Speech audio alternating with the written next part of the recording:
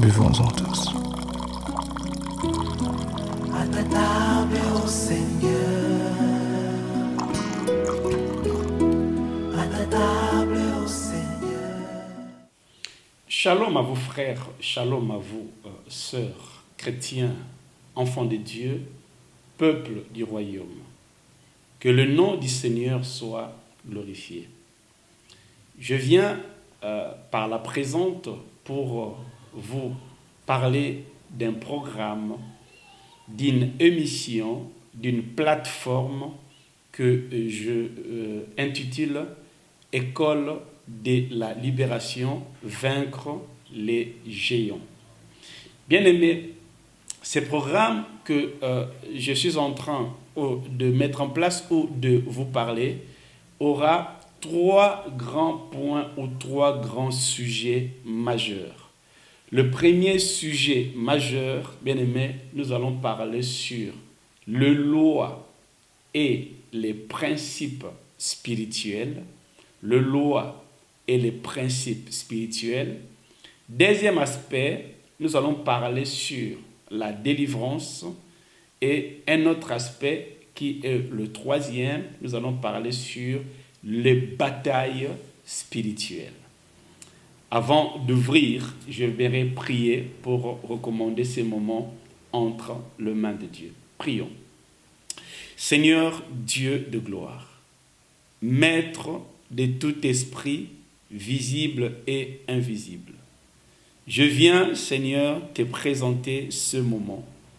Je viens, Seigneur, te présenter ma sœur et mon frère qui me suit en ce moment. Seigneur, que le ciel lui soit favorable. Père, que ce programme lui soit bénéfique, afin que ces interrogations, afin que ce point, ô Dieu, qui n'a pas été éclairé, qu'il le soit au nom de Jésus. Dieu, je viens te présenter ce moment. Laisse que ton esprit me guide. Parle en moi, que je sois ton instrument, que je diminue et que toi tu croisses. Que ce moment soit pour ta gloire. J'ai prié au nom de Jésus. Amen. Bien-aimés, soyez bénis. Aujourd'hui, comme je disais, c'est l'émission 0. Je vais toucher beaucoup des aspects. Et après, je reviendrai dans la semaine. Je crois que je le ferai 2 fois, si Dieu le veut, par semaine, afin que le peuple de Dieu soit béni. Je crois que beaucoup qui m'ont suivi ou qui me suivent sur WhatsApp, Facebook, l'ont tellement voulu et désiré, et je suis là pour vous. Alors, je disais que ce programme que nous intitulons « Vaincre les géants » aura 3 grands aspects ou 3 grandes lignes. C'est vrai que je ne parlerai pas de toutes les lignes au même moment, mais je veux toucher à chaque fois l'un des aspects. Le premier aspect que nous allons parler, bien aimé, nous allons parler sur les lois et les principes spirituels. Pourquoi les lois et les principes spirituels? Beaucoup des enfants de Dieu, cette mission n'est pas seulement dédiée aux chrétiens, mais à tout celui qui veut connaître et comprendre les lois de Dieu sont le bienvenu. Et merci, mais surtout, que Jésus-Christ soit ton Seigneur et ton Sauveur. Parce que nous ne pouvons parler de la spiritualité hors Jésus. Parce que la spiritualité, bien aimée, hors Jésus n'est pas une vraie spiritualité, une bonne spiritualité, une spiritualité qui nous amène à atteindre des grandes dimensions de bien-aimés et dans le Seigneur Jésus-Christ. Parce que c'est lui qui est le maître de notre système où nous voulons appliquer dans la dimension de la spiritualité. Donc, je parlerai sur le principe et le loi spirituelle. Pourquoi je vais le dire? Dieu n'est pas humain. La Bible dit que Dieu est esprit. Vous voyez? Dieu est esprit.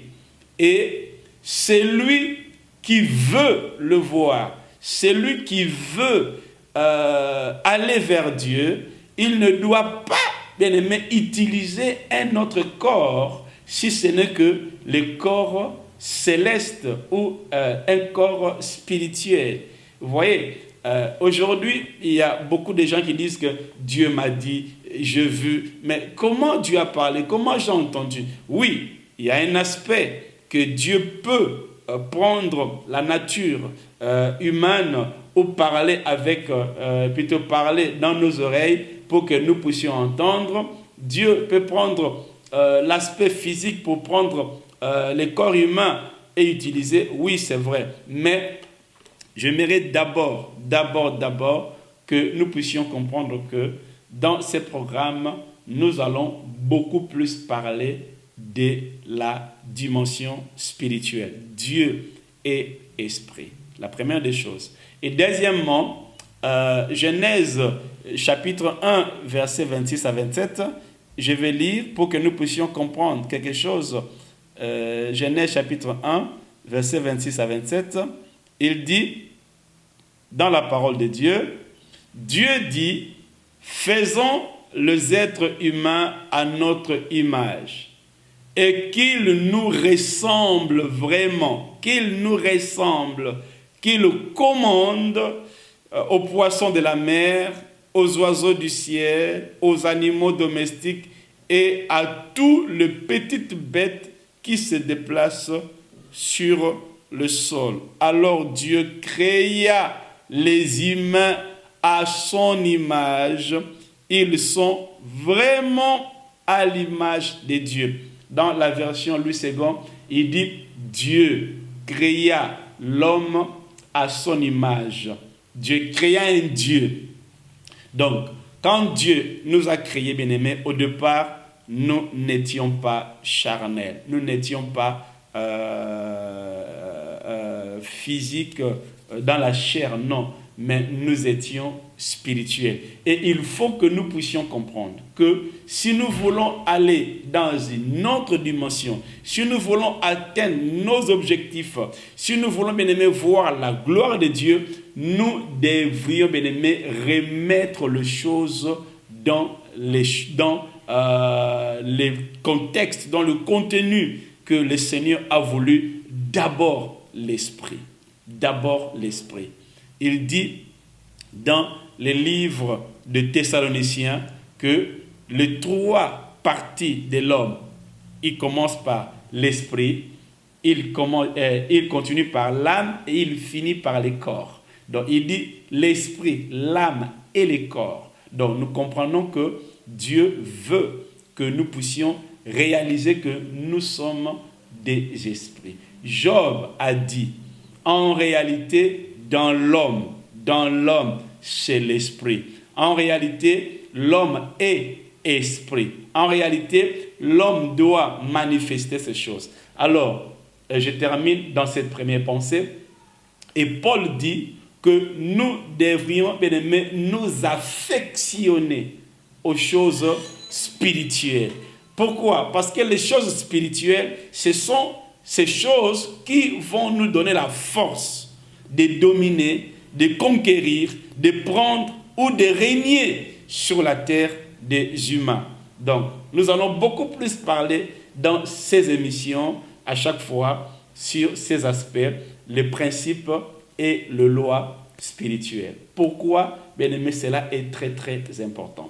Bien aimé, celui qui achète un appareil, et s'il ne sait pas manipuler cet appareil, ou s'il n'a pas lu les notices ou bien des documents afférents pour qu'il puisse comprendre et connaître comment manipuler cet appareil, il ne peut pas aller loin. Alors je serai tellement bref dans mes émissions, je parlerai pendant 30 minutes pour vous donner le temps à ceux qui n'ont pas beaucoup de gigas ou beaucoup de mégas dans leur téléphone de bien suivre pendant 30 minutes. on va s'arrêter et ça va aller comme ça à tout moment. Et deuxièmement, si vous avez aussi des questions, ou si vous avez des réponses, ou si vous avez des choses qui vous dérangent ou qui vous perturbent ou qui que vous voulez vraiment avoir un suivi ou vous voulez avoir des réponses, n'hésitez pas à nous appeler au numéro qui est sur les bas de l'écran, dans votre écran, ou bien appelez-nous simplement au 06 06 20 84 ou faites-nous sur WhatsApp. Nous allons bien aimer vous répondre. Je crois que bientôt le numéro au Gabon va changer. Donc nous allons beaucoup plus utiliser le 06 6 06 20 84. Habituons à ça. 06 6 06 20 84. Waouh, c'est beaucoup de 6. Ben, Dieu soit loué. Ok, deuxième aspect, nous allons parler sur la délivrance. C'est un point qui est très très important. Dans cet aspect, le livre de Romains au chapitre 7, Romains au chapitre 7, donnez-moi une minute, le temps de le chercher. J'ai trouvé. Romains chapitre 7, il dit, à partir du verset 15, il dit, vraiment, ce que je fais, je ne le comprends pas. Ce que je veux, je ne le fais pas. Et ce que je déteste, je le fais. Et le verset 21 nous donne une pensée en disant, ainsi, je découvre cette loi. Quand je veux faire le bien, c'est le mal qui se présente en moi. Jésus a dit dans sa parole qu'il est venu pour libérer les captifs. Bien-aimés, la délivrance est très, très importante dans la vie, même d'un chrétien. Parce qu'aujourd'hui, j'aurais pu dire que est-ce qu'un chrétien peut être délivré? Oui. Mais il y a deux choses. Bien-aimés, en tant que chrétien, il vous faut la délivrance. J'en suis conscient. Et j'en parlerai clairement quand je vais développer ces choses. Parce que vous allez vous rendre compte que quelqu'un qui a donné sa vie à Jésus, je n'ai pas dit que Jésus est incapable de faire. Mais cette personne n'a pas une compréhension de son salut.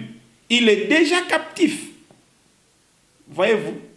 Donc quelqu'un qui est dans le Seigneur, mais il ne sait pas quels sont ses droits. Il est déjà captif. Alors il lui faut la délivrance.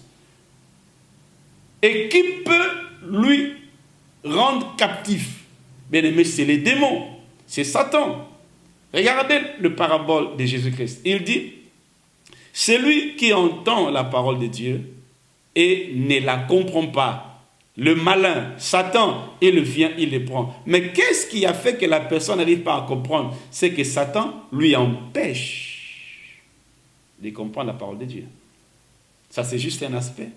Mais dans beaucoup d'aspects, bien aimés, il est très, très capital. Donc, dans cette école de vaincre les géants, nous allons aussi parler de la délivrance.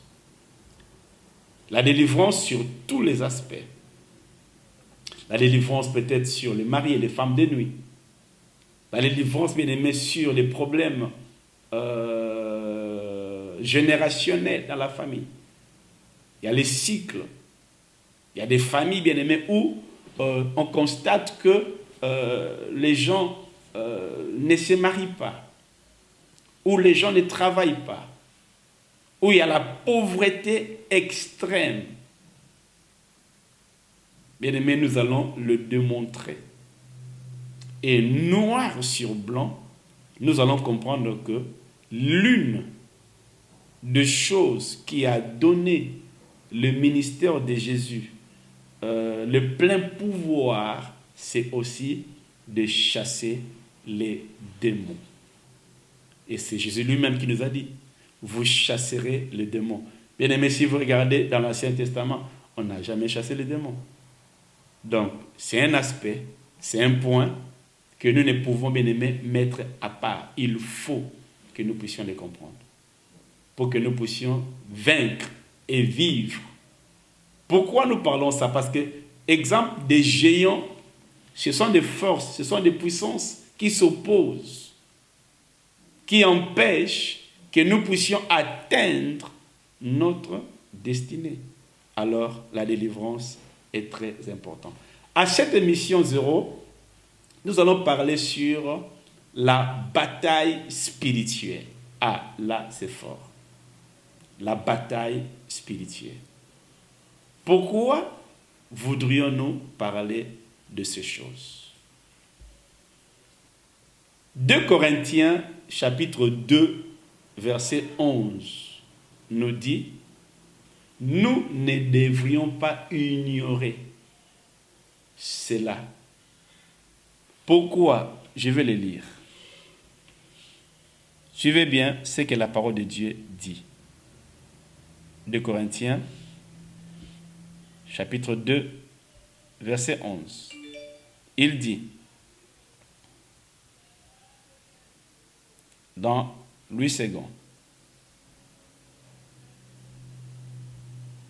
enfin, de ne pas laisser à Satan l'avantage sur nous, car nous n'ignorons pas ses desseins, afin de ne pas laisser à Satan l'avantage sur nous. Bien aimé, quand on parle de l'avantage, bien aimé, ça veut dire qu'il est en train de gagner le terrain. Il est en train d'aller plus vite que toi. Il est en train, bien aimé, d'arriver avant toi. Avantage, il est avant. Or, Paul dit, ne laissez pas à Satan d'être en avant. Bien-aimé, dans la marche, dans la destinée, bien-aimé, prophétique que nous avons, il faut que nous arrivions avant. Alors, si Satan, bien-aimé, arrive avant toi, bien-aimé, ça veut dire que tu n'arriveras pas. Combien, bien-aimé, des enfants de Dieu, des chrétiens, des personnes, Satan est arrivé avant lui. Bien-aimé, quand Satan a de l'avantage, bien-aimé, tu es perdu. Quand Satan a de l'avantage, bien-aimé, ton combat est déjà un échec. Dans la bataille spirituelle, bien-aimé, cela est très, très important. Jésus dit, l'un des aspects, Jésus dit, je n'ai pas amené la paix, mais j'ai amené l'épée. Bien-aimé, l'épée sert à quoi? L'épée sert à la guerre. Ce n'est pas un instrument, ce n'est pas un élément où on doit les cacher. Bien aimé, une épée dans la main d'un guerrier, dans la main d'un soldat, bien aimé, c'est le symbole de la guerre. Allez-y dans des pays, bien aimés, des guerres, vous allez voir des soldats avec des armes, des kalachnikovs, des mitraillettes, des missiles. Pourquoi? Parce qu'ils savent qu'ils ne sont pas en sécurité. Bien aimé, la sécurité dans tes affaires, dans ton mariage, dans ton église, dans ta famille, dans tout ce que tu veux entreprendre, bien aimé, viendra après avoir livré la bataille.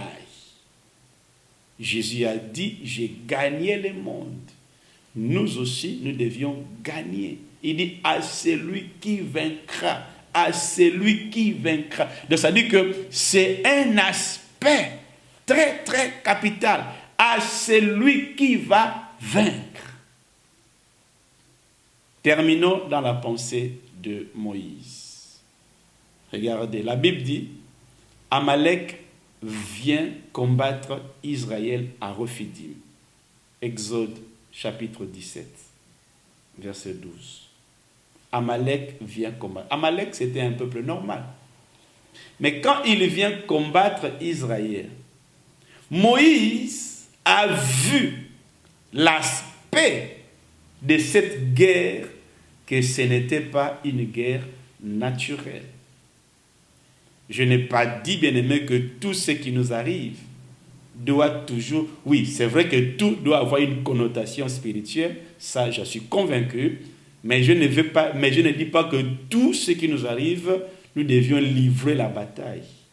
Mais retenons-le, tout ce qui nous arrive a toujours une connotation spirituelle. Là, je suis convaincu que derrière toute chose, derrière chaque action, derrière chaque activité, il y a toujours un esprit qui est derrière. Je vais entrer dans la profondeur de ces choses. Moïse dit à Josué, va en guerre. Demain matin, moi, j'irai à la montagne. Regardez. Moïse levait le main et Israël était gagnant. Quand les mains de Moïse s'est baissées, Israël était perdant. Moïse levait le main, Israël gagnait. Moïse baissait les mains, Israël perdait. Quel rapport y avait-il entre les mains de Moïse et la guerre que Josué menait? Donc nous allons comprendre que la prière que Moïse avait ou faisait donnait de l'avantage à Josué de gagner la guerre. Et quand Moïse s'abaissait ou s'affaiblissait, bien-aimé, donnait le désavantage et donnait l'avantage au camp de l'ennemi. Bien-aimé, que la paix soit avec vous. Qu'est-ce que le pasteur Joe veut nous parler en ce moment? Je vous inviterai, bien-aimé, à suivre. Ça ne serait pas un programme habituel, mais il y aura 2 numéros. Aujourd'hui, c'est numéro 0. Il y aura numéro 1, il y aura numéro 2, il y aura numéro jusqu'à là où nous irons. Et le Seigneur nous donnera cette force. Mon objectif, c'est que tu sois libéré. Mon objectif, c'est que tu atteignes ta destinée ou tes destinées.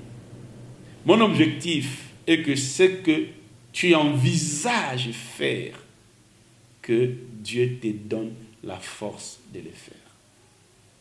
Que Dieu vous bénisse. Retenez ces 3 aspects. Le loi et les principes spirituels.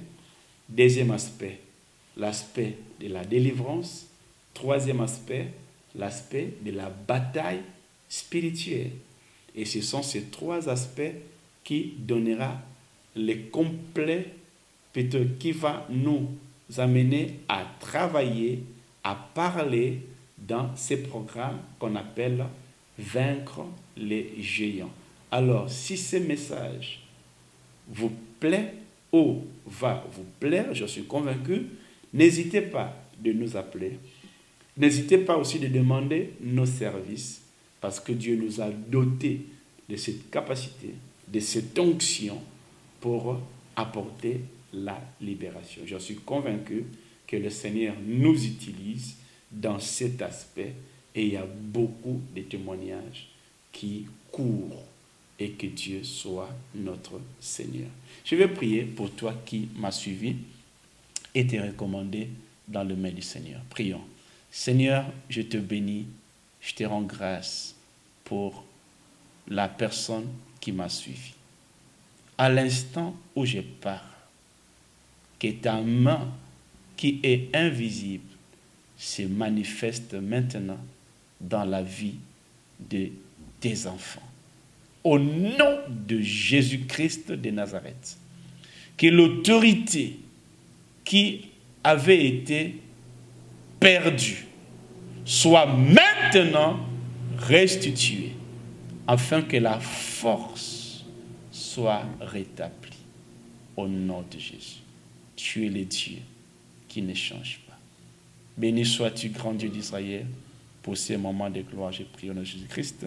Nous disons, bien-aimé, shalom. On se retrouve à la fois prochaine. N'hésitez pas de partager si ce message vous a plu. Et nous irons de gloire en gloire. Shalom.